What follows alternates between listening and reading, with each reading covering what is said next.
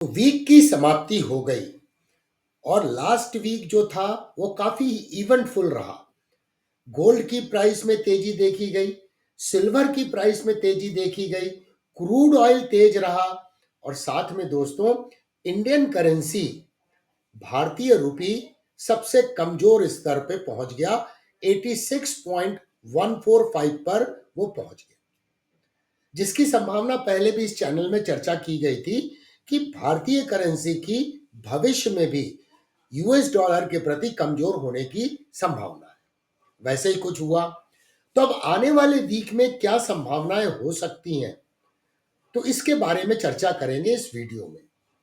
हम gold, silver, crude oil की तो एनालिसिस करेंगे ही, साथ में टेक्निकल एनालिसिस करेंगे एमसीएक्स के बाकी कमोडिटीज की, मेटल स्पेस और एनर्जी स्पेस की एनालिसिस करेंगे। मैं डीके सिन्हा आप सभी का आपके अपने चैनल के ऊपर में स्वागत करता हूं।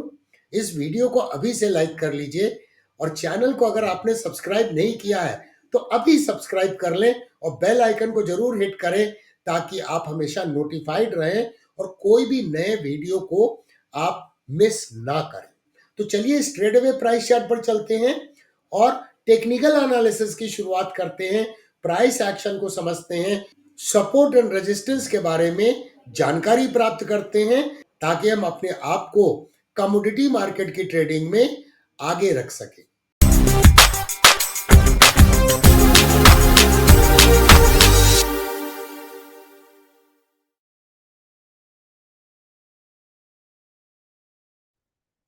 सबसे पहले एक नजर डालते हैं यूएसडी आईएनआर करेंसी पेयर पे।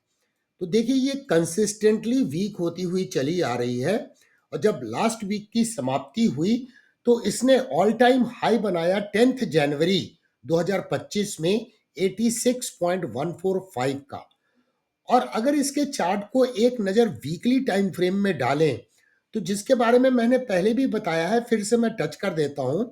अगर देखें लॉन्ग टर्म पर्सपेक्टिव में तो ये एक राइजिंग प्राइस चैनल में ट्रेड हो रहा है। यहाँ देखिए ये प्राइस का सपोर्ट है और ये अपर फाइबर जो चैनल का है ये एक रेजिस्टेंस है। एक लंबे कंसोलिडेशन के बाद में इसका ब्रेकआउट हुआ, प्रायर इंपल्स काफी बड़ी है, तो ये यहाँ पर इसके 89 रुपीस तक वीक होने की संभावना है। मतलब $1 89 तक जा सकता है। अगर ये अपर फाइबर को देखें तो ये कॉन्साइड कर रहा है 100% एक्सपांशन के लेवल को। चलिए अब बढ़ते हैं एक्सएजी यूएसडी के प्राइस चार्ट पे और गोल्ड की एनालिसिस करते हैं। यहां पर देखिए एक राउंडिंग पैटर्न का ब्रेकआउट हुआ था और ब्रेकआउट के बाद में अगर इसके टारगेट को निकालें तो पहला टारगेट इसने अचीव किया 61.8% एक्सपेंशन का और इसने ऑल टाइम हाई जो बनाया वो बनाया 2790 का। और उसके बाद में ये करेक्शन हुआ क्योंकि इस पैराबोलिक राइज के बाद में प्राइस ओवर एक्सटेंडेड हो गई और टारगेट भी अचीव हो गया। तो ये करेक्शन के बाद जो ये ट्रेंड का रिजम्पशन हो रहा है तो इसका अगला संभावित टारगेट क्या होगा, वो होगा 3494 का, जो 100% एक्सपांशन है इस राउंडिंग बॉटम पैटर्न का। ये एक लॉन्ग टर्म पर्सपेक्टिव हो गया। इसके अलावा देखें तो लास्ट वीक में यहाँ पे एक बुलिश फ्लैग का ब्रेकआउट हुआ है और बुलिश फ्लैग का एक वेल डिफाइंड इंपल्स है। तो अगर हम बुलिश फ्लैग के अनुसार इस टारगेट को निकालें तो इसका टारगेट क्या निकल के आता है, चलिए इसे निकालते हैं। तो इसका अगला शॉर्ट टर्म में टारगेट आता है 2845 और उसके बाद 3030। टारगेट जो होते हैं वो मिनिमम एक्सपेक्टेड ऑब्जेक्टिव होते हैं किसी भी चार्ट पैटर्न के। डेली चार्ट में भी देखें तो एक लंबे कंसोलिडेशन के बाद में यहाँ बुलिश फ्लैग का ब्रेकआउट हुआ है। तो इसका मतलब इस जगह पे 2624 जो लास्ट ईयर का जब ईयर समाप्त हुआ तो वो उसका लेवल था। तो ये अब एक अच्छा सपोर्ट के रूप में काम करने की संभावना बनती हुई नजर आ रही है। चलिए बढ़ते हैं एमसीएक्स के गोल्ड मिनी के प्राइस चार्ट को देखते हैं। पहले वीकली चार्ट में चलते हैं।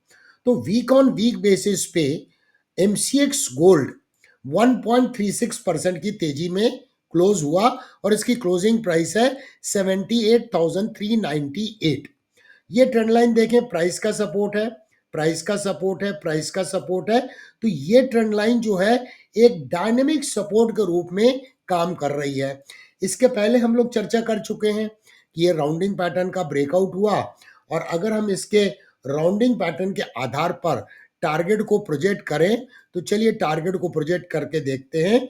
तो ये करीब करीब इसने इस राउंडिंग पैटर्न का यहाँ टारगेट अचीव किया, और उसके बाद में ये करेक्शन की शुरुआत हुई। तो इसका मतलब ये हुआ कि अगर हम इस जगह पे देखें तो यहाँ पर एक फिर से कंटिन्यूएशन चार्ट पैटर्न का ब्रेकआउट हुआ। अब ये प्राइस क्यों नहीं सस्टेन की? क्योंकि पैराबोलिक राइज था। इसीलिए बार बार हम इस चैनल में बोलते हैं कि जो हमारे main channel DK Sinha YouTube channel पे जीरो टू हीरो की जो प्लेलिस्ट है, उसमें पूरा कंप्लीट कोर्स है टेक्निकल एनालिसिस का, जिससे आप सीखते हैं एनालिसिस कैसे करना, ट्रेडिंग स्ट्रैटेजी कैसे बनाना, रिस्क को कैसे मैनेज करना। तो अगर उसमें ये सारी बातें बताई गई हैं कि ब्रेकआउट की क्वालिटी जो है बहुत इंपॉर्टेंट होती है। लेकिन अगर हम इस कंटिन्यूएशन चार्ट पैटर्न के अनुसार एक गोल्ड के प्राइस टारगेट को प्रोजेक्ट करने की कोशिश करें एमसीएक्स के ऊपर में, तो ये देखिए मैंने इसके टारगेट को प्रोजेक्ट किया, क्लियर हो गया ये क्यों करेक्शन हो रहा है। एक तो पैराबोलिक राइज था, तो पहले से पता था कि 80,300 से 80,350 के जोन में जाएगा, और 61.8% एक्सपेंशन लेवल जो इस कंटिन्यूएशन चार्ट पैटर्न का टारगेट है वो अचीव करके करेक्शन हुआ। अब ये प्राइस ने नेकलाइन के एरिया में सपोर्ट लिया और बाउंस बैक दिखा रहा है। तो अगला संभावित टारगेट इस कंटिन्यूएशन चार्ट पैटर्न के अनुसार कहां आ रहा है? 82,900 का टारगेट आ रहा है। तो ये शॉर्ट टर्म टारगेट हम मान सकते हैं। अब डेली चार्ट में चलते हैं, तो डेली चार्ट में हम क्या देख रहे हैं? यहाँ पे प्राइस थोड़ा सा रेजिस्टेंस ले रही है। क्यों रेजिस्टेंस ले रही है, इसको हम एक फ्लैग को ड्रॉ करते हैं तो हमको समझ में आएगा। ये आप देखिए मैंने ड्रॉ किया, तो ये प्राइस रेजिस्टेंस ले रही है, ये रेजिस्टेंस है, ये रेजिस्टेंस है, ये रेजिस्टेंस है, बट ये बहुत बड़ा रेजिस्टेंस नहीं है। ओवरऑल ट्रेंड बुलिश है, और ये ट्रेंड लाइन हमें मदद कर सकती है ट्रेंड को राइड करने में एंड स्टॉप लॉस को और रिस्क को मैनेज करने में। चलिए बढ़ते हैं, और एक नज़र आपको मैं एक्सप्लेन कर देता हूं। अगर आप लॉन्ग टर्म इन्वेस्टमेंट गोल्ड के बारे में विचार कर रहे हैं, तो इंडिया में ईटीएफ में आप विचार कर सकते हैं, एक्सचेंज ट्रेडेड फंड में। ये देखिए ईटीएफ नेपॉन इंडिया का ये ईटीएफ है गोल्ड 20 के नाम पर। तो यहां पर आप देखिए एक राउंडिंग पैटर्न का यहां ब्रेकआउट हुआ था, और यहां पर प्राइस में कंटिन्यूसली राउंडिंग पैटर्न के बाद में higher highs and higher lows का मार्केट स्ट्रक्चर है। तो अगर हम इसके हिसाब से टारगेट निकालें, तो ये राउंडिंग पैटर्न का पहला टारगेट अचीव करके ये प्राइस कंसोलिडेट कर रही थी। अब यहाँ देखिए एक बुलिश फ्लैग का ब्रेकआउट हुआ है, तो अगला संभावित टारगेट 74.3 का हो सकता है। जब वीक की समाप्ति हुई तो ये 65.93 पर क्लोज हुआ है। चलिए आगे बढ़ते हैं और सिल्वर की एनालिसिस करते हैं। ये XAG USD का प्राइस चार्ट है। यहाँ देखिए यहाँ भी एक राउंडिंग पैटर्न का ब्रेकआउट हुआ, और ब्रेकआउट के बाद में जब थ्रोबैक हुआ तो प्राइस ने नेकलाइन एरिया में सपोर्ट लिया। तो जो पहले भी चर्चा की गई थी कि $28 एक अच्छा सपोर्ट है XAG USD में।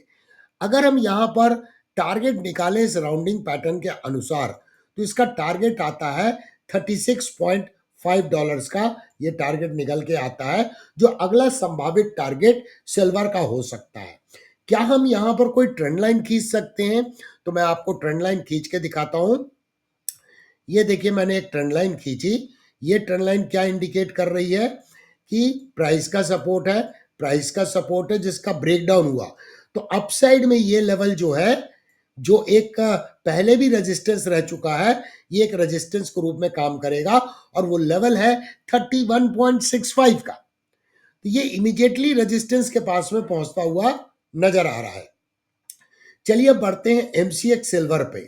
तो एमसीएक्स सिल्वर पे जब हम देखते हैं, तो यहां पर हमने पहले भी चर्चा की थी कि एक ये देखिए प्राइस का रेजिस्टेंस है, मल्टीपल रेजिस्टेंस है।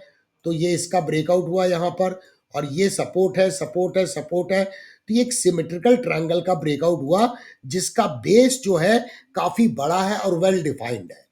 तो सिल्वर में भी ये जो रीसेंट टाइम में करेक्शन हुआ है, तो इसको ध्यान से देखें तो एक रेंज बाउंड टेरिटरी में ये ट्रेड हो रहा है। ये रेंज बाउंड टेरिटरी में ट्रेड हो रहा है। रियल मोमेंटम कब डेवलप होगा, पहले भी चर्चा की गई थी। 1,02,305 के बाद में जब सिल्वर ऊपर में ट्रेड होने लगेगा, क्योंकि 1,02,305 का जो लेवल है, कभी भी सिल्वर मंथली में मंथली चार्ट में इस लेवल के ऊपर में क्लोज नहीं हुआ है, बट ओवरऑल ट्रेंड बुलिश है। अगला हम रेजिस्टेंस की बात करें तो इसका जो अगला मेजर रेजिस्टेंस है वो निकल के आ रहा है 96,700 के आसपास में। एक नजर डेली प्राइस चार्ट में डालते हैं तो लास्ट वीक में हम लोगों ने इस फॉलिंग वेज के बारे में चर्चा की थी। तो ये पैराबोलिक राइज है, तो इसका मतलब अगर ये ब्रेकआउट क्लोजिंग बेसिस में हुआ भी है, वैसे तो डिसाइसिव ब्रेकआउट नहीं हुआ है, लेकिन क्लोजिंग बेसिस पे अगर ब्रेकआउट हुआ भी है तो प्राइस कहीं ना कहीं इस लेवल पे रेजिस्टेंस लेगी। इस लेवल पे देखिए पहले भी प्राइस का रेजिस्टेंस है और ये प्राइस का सपोर्ट है। यहाँ रेजिस्टेंस है, यहाँ सपोर्ट है। तो ये लेवल कहाँ निकल के आता है, ये लेवल निकल के आता है, मैं इसको एक हॉरिजॉन्टल लाइन खींच देता हूँ ताकि वो क्लैरिटी आ सके। ये देखिए ये रेजिस्टेंस के पास में है, प्राइस का ये रेजिस्टेंस था, ये सपोर्ट है, तो ये रेजिस्टेंस के पास है। तो ये जोन जो है ये इसका इमीडिएट रेजिस्टेंस है और इसको निकाल लेगा तो आप देखिए ये rising falling veg, rising veg मैंने गलती से बोल दिया, ये फॉलिंग वेज के ब्रेकआउट के अनुसार इसका टारगेट क्या निकल के आ सकता है, तो इसका टारगेट फिर निकल के आएगा। चलिए मैं इसको इस डेप्थ को नापता हूँ और इस डेप्थ को नाप के इसे, सॉरी ये मैंने उल्टा कर दिया, इसको मैं डेप्थ को नापता हूँ और इसको मैं पॉइंट ऑफ ब्रेकआउट से प्रोजेक्ट करता हूँ। तो अगला संभावित टारगेट 95,800 का निकल के आ रहा है इस फॉलिंग वेज के अनुसार और उसके बाद 98,600 का। तो ये दो लेवल्स हैं। चलिए अब बढ़ते हैं मेटल स्पेस में। पहले कॉपर के चार्ट को देखते हैं।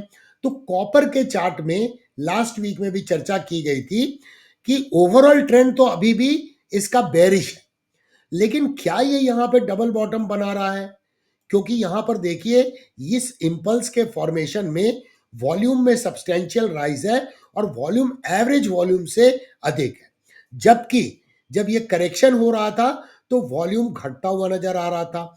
इसका मतलब एक्सटेंट ऑफ पार्टिसिपेशन अपसाइड में अधिक है। तो इस डबल बॉटम का अपेक्स कहाँ है, अपेक्स है 840.8 पर। अगर कोई कैंडल 840.8 के ऊपर में क्लोज हो जाती है तो इस डबल बॉटम का ब्रेकआउट होगा और उस ब्रेकआउट कैंडल के हाई का अगर फॉलो थ्रू हुआ तो फिर इसका टारगेट 866 867 आ सकता है, जहां इसे फिर रेजिस्टेंस का सामना करना पड़ेगा, क्योंकि यहां पर आप देखिए मूविंग एवरेज है SMA 233। लेकिन क्या उसके पहले भी एक रेजिस्टेंस है? यस दोस्तों, 840.8 जो अपेक्स है वो अपने आप में रेजिस्टेंस है। आप देखिए यहाँ पे सपोर्ट है और ये इसका रेजिस्टेंस लेवल है। तो इनफैक्ट देखा जाए तो 841 से 858 का ये लेवल है, ये इसका सप्लाई एरिया है इमीडिएट टर्म में। चलिए अब बढ़ते हैं लेड के प्राइस चार्ट में। और MCX लेड में हम क्या देख रहे हैं कि ओवरऑल ट्रेंड बेरिश है और ये ट्रेंड लाइन जो हमने खींची है ये एक रेजिस्टेंस के रूप में काम कर रही है। प्राइस में जब भी पुल बैक होता है EMA 21 से प्राइस रिजेक्ट हो जाती है और प्राइस फिलहाल एक रेंज में कंसोलिडेट कर रही है। तो ओवरऑल ट्रेंड जब बेरिश होता है तो हमें शॉर्ट सेलिंग की अपॉर्चुनिटी मिलेगी। तो प्राइस पुल बैक होके फिर से EMA 21 या फिर इस ट्रेंड लाइन से रिजेक्ट होती है और कोई बेरिश कैंडलस्टिक पैटर्न बनाती है तो यहाँ पर शॉर्ट सेलिंग की अपॉर्चुनिटी मिलेगी। चलिए अब बढ़ते हैं एल्यूमिनियम के प्राइस चार्ट में। पहले एक नज़र वीकली प्राइस चार्ट में डालते हैं। तो यहाँ देखिए एल्यूमिनियम में ऐसा लग रहा है कि बुल्स स्लोली डोमिनेट होते हुए नजर आ रहे हैं, लेकिन इसको यहाँ पर रेजिस्टेंस है। ये देखिए प्राइस का रेजिस्टेंस था, ये प्राइस का सपोर्ट है। प्राइस यहाँ भी रिजेक्ट हुई है, यहाँ पर भी रिजेक्ट हुई है। तो इसमें रियल मोमेंटम कब डेवलप होगा? 250 के ऊपर में जब प्राइस ट्रेड होने लगेगी, क्योंकि 246 से 250 का जो जोन है वो इसका इमीडिएट सप्लाई एरिया है। लेकिन कुछ बातें डेली चार्ट में नजर आ रही हैं कि ये देखिए एक बहुत इंपॉर्टेंट रेजिस्टेंस था जिससे प्राइस बार बार रिजेक्ट हो रही थी, जिसका डिसाइसिव ब्रेकआउट हो चुका है। तो एक संभावना बन रही है कि यहाँ पर 250 का लेवल शायद ये निकाल लेगा, और अगर 250 का लेवल ये निकाल लेता है तो फिर इसका टारगेट क्या आएगा? तब इसका टारगेट आ सकता है 272 एंड देन 280। तो ऐसा लग रहा है कि इस केस में खास करके हम यहाँ देखें, ये बहुत सीरियस रेजिस्टेंस था, कई दिनों से या कई सप्ताह से ये रेजिस्टेंस के रूप में एक्ट कर रहा था, और जब ये डिसाइसिव ब्रेकआउट हुआ तो वॉल्यूम में अच्छा खासा सर्ज देखा गया है, और एवरेज वॉल्यूम से वॉल्यूम अधिक नजर आ रहा है। चलिए अब बढ़ते हैं जिंक के प्राइस चार्ट में। तो जिंक के प्राइस चार्ट में तो क्लियर है कि एक राइजिंग प्राइस चैनल में ट्रेड हो रहा है। ये देखिए प्राइस का रेजिस्टेंस है, प्राइस का मल्टीपल रेजिस्टेंस है, ये प्राइस का सपोर्ट है, प्राइस का सपोर्ट है, और प्राइस का जो सपोर्ट है वो एक कॉन्फ्लुएंस भी है SMA 144 का। ये देखिए SMA 144 का कॉन्फ्लुएंस है, साथ में यहां पर देखिए प्राइस का रेजिस्टेंस था, इसका सपोर्ट भी है। तो बहुत इंपॉर्टेंट सपोर्ट लेवल पर है, जहां पे जिंक में रिस्क कम है, रिवार्ड का पोटेंशियल अधिक हो सकता है। ऑफ कोर्स इसको इमीडिएट एक रेजिस्टेंस मिलेगा 278.5 के आसपास में, लेकिन अगर हम साइक्लिक फिनोमेनन को देखें तो प्राइस क्या कर रही है, अपर फाइबर से लोअर फाइबर में आती है, फिर अपर फाइबर जाती है। तो ये एक रेंज ट्रेडिंग के लिए उपयुक्त कमोडिटी नजर आ रही है, जिसमें इसमें अपसाइड मूव की संभावना नजर आ रही है। इमीडिएट रेजिस्टेंस जैसा मैंने बोला 278.5 है, और इसने एक अच्छा खासा सपोर्ट यहां पे बना लिया है 268 के आसपास में। चलिए अब आगे बढ़ते हैं और नेचुरल गैस के प्राइस चार्ट को देखते हैं। तो ये MCX के ऊपर में नेचुरल गैस का प्राइस चार्ट है, ट्रेंड का रिवर्सल हो गया है। यहां पर देखिए ये एक इंपॉर्टेंट रेजिस्टेंस था जिसका ब्रेकआउट हुआ, जिसकी चर्चा हम लास्ट वीक में भी कर चुके हैं। अब यहाँ पे अगला रेजिस्टेंस कहाँ है? 380 से 382 सप्लाई एरिया है। क्यों ये सप्लाई एरिया है? एक नज़र देखते हैं हिस्टोरिकल प्राइस एक्शन को। तो यहाँ देखिए प्राइस का रेजिस्टेंस है, ये प्राइस का सपोर्ट है, तो ये एरिया इसका सप्लाई एरिया हो सकता है। अब ये जो राउंडिंग पैटर्न जो दिखाई दे रहा है, ये इसे हम रिवर्सल चार्ट पैटर्न भी बोल सकते हैं, इसका जो ब्रेकआउट हुआ है, इस हिसाब से अगर हम टारगेट को प्रोजेक्ट करें तो चलिए इसके टारगेट को प्रोजेक्ट करते हैं। तो ये देखिए इसने अपने टारगेट को अचीव कर लिया है, और उसके बाद ये करेक्शन हुआ। तो अगला मुमकिन टारगेट क्या हो सकता है? ये रेजिस्टेंस लेवल तक हो सकता है, जो करीब 380 381 के आसपास में निकल के आ रहा है।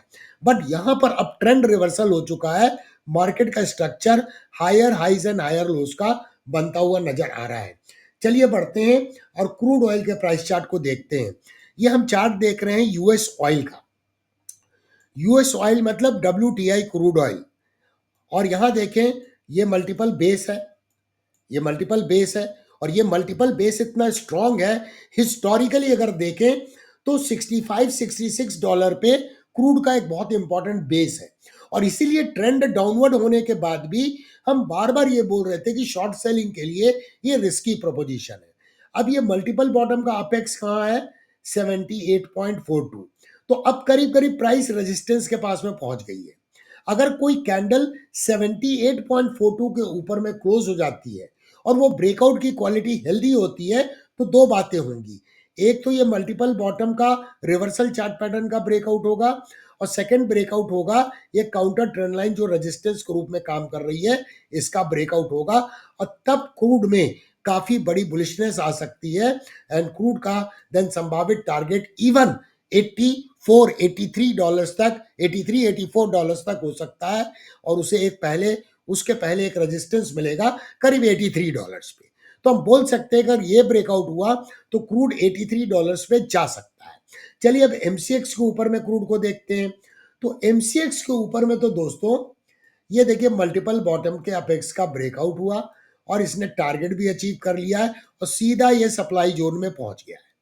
ये देखिए प्राइस का रेजिस्टेंस है, तो यहाँ कोई ट्रेडिंग अपॉर्चुनिटी फिलहाल नहीं है, क्योंकि प्राइस रेजिस्टेंस एरिया में पहुंच चुकी है। अब प्राइस जब एक बार ट्रेड होने लगेगी किस लेवल के? 6828, जो इसका सप्लाई एरिया है, तब जाके इसमें टारगेट और भी बड़े आ सकते हैं। तो उसके बाद में क्या टारगेट आ सकते हैं, अगर इसका आकलन करने की कोशिश करें तो देखिए तब इसका टारगेट 7,200 के आसपास भी आ सकता है। तो कहीं ना कहीं यहां पर भी क्रूड में एक ट्रेंड रिवर्सल के सिग्नल है, क्योंकि ये मल्टीपल बॉटम का जो अपेक्स था जिसके बारे में चर्चा लास्ट वीक में की गई थी 6,448, इसके ऊपर में क्लोजिंग हुई है। और ये क्लोजिंग कैंडल का हाई क्या है 6,709। अगर इसके ऊपर में फॉलो अप हुआ तो ये सप्लाई जोन निकालने की संभावना काफी प्रबल हो जाएगी क्रूड ऑयल में। तो इस वीडियो के माध्यम से आपको काफी हद तक कमोडिटी के ट्रेंड के बारे में पता लगा होगा, possible support and resistance area कहाँ है उसके बारे में पता लगा होगा। इस वीडियो को कंक्लूड करने के पहले मैं आपको कुछ एक सिंपल टिप्स देना चाहूंगा। अगर आप उन चीजों को दिमाग में रखते हैं जब भी चार्ट के ऊपर में एनालिसिस करते हैं, टेक्निकल एनालिसिस करते हैं, तो आपकी एक्यूरेसी काफी इंप्रूव हो सकती है। नंबर वन, जब भी एनालिसिस करें तो डाउ थ्योरी के जो 6 अंडरलाइन डॉक्ट्रिन्स हैं उसको दिमाग में रखना बहुत जरूरी है, क्योंकि प्राइस जो है वो एक लीडिंग इंडिकेटर है। इकोनॉमिक इंडिकेटर्स जो हैं वो कहीं ना कहीं लैगिंग इंडिकेटर्स हैं, और इसीलिए तो कहा जाता है कि भाव भगवान छे, प्राइस जो है वो गॉड है, कीमत देव आहे। ये सारी बातें हम क्यों बोलते हैं? क्योंकि प्राइस जो है वो सारी न्यूज को डिस्काउंट करती है। तो अगर आपने डाउ थ्योरी के ऊपर में मास्टरी नहीं की है तो जब भी आपको वक्त मिले तो हमारे main channel DK Sinha YouTube channel पे जाइए। वीडियो जरूर बड़ा है, 64 मिनट का वीडियो है, लेकिन जिंदगी भर जब ट्रेडिंग करनी है, टेक्निकल एनालिसिस करनी है, तो क्या 64 मिनट का वीडियो हम एक बार दो बार नहीं देख सकते हैं, ताकि जो फाउंडेशन है टेक्निकल एनालिसिस का उसके बारे में अच्छी खासी पकड़ हो सके। तो क्या आप तैयार हैं आज ही या जब भी आपको वक्त मिले डाउ थ्योरी के ऊपर में जीरो टू हीरो में, आई थिंक वीडियो नंबर 6 है, प्लेलिस्ट में जाइए और उसे देखिए। तो दोस्तों आपके कमेंट्स का हमें इस वीडियो के कमेंट सेक्शन में होगा इंतजार कि आपको क्या सीखने को मिल रहा है इस चैनल के माध्यम से, क्या मार्केट के एजुकेशन की दिशा में आप आगे बढ़ रहे हैं। आपके ओपिनियन एंड फीडबैक का हमें इंतजार होगा। देखने के लिए धन्यवाद। फिर मिलेंगे दोस्तों अति शीघ्र।